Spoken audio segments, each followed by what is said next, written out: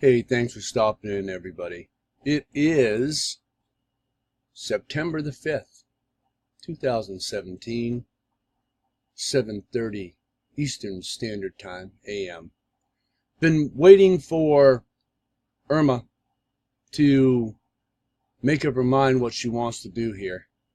And the latest tracking from the GFS does show, again, it tending a little bit more towards the east, basically raking Florida pretty hard. Just for clarification, wind speed, people are confused. I have it set at 750 meters. That's so you can get a good idea of the storm. This is not what you're going to be feeling at ground level.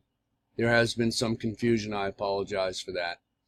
But I want the overall size of the storm to be known, because that's where people are going to be affected in some respect.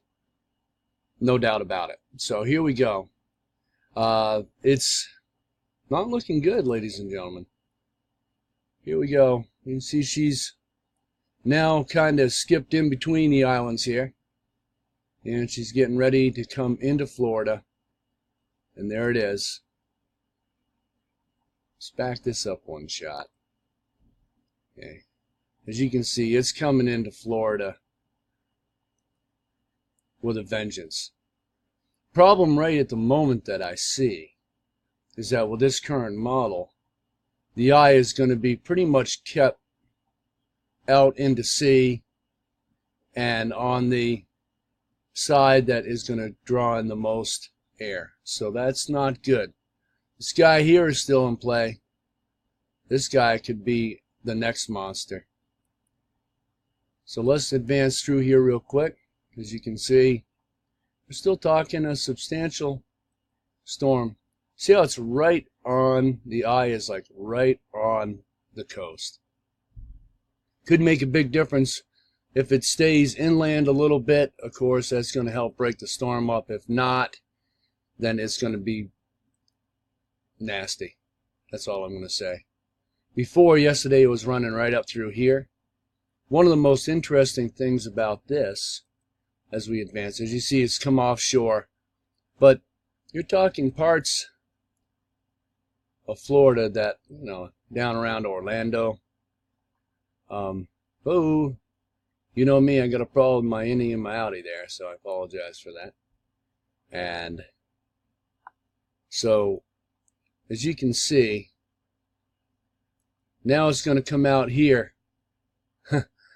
And it looks like it's hell-bent on regaining strength. Coming up. Then it's going to reintroduce itself right around in here. In this. And there's Charleston. Give you some reference. Columbia.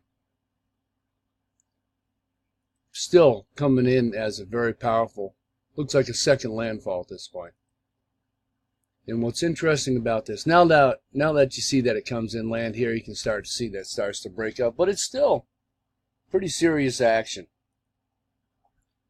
What's interesting about this model, and what I find a bit worrisome now, is how this exits in respect to this storm here.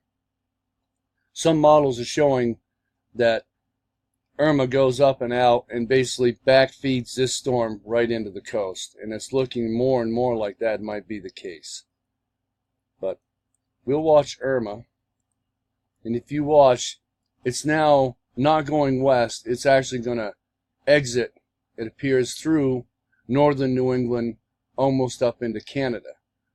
But as you can see, we have it right here.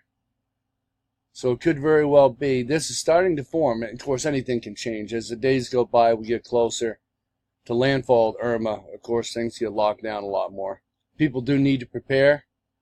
It looks more and more as the days go by like we are going to be affected by this storm. To what degree, nobody knows.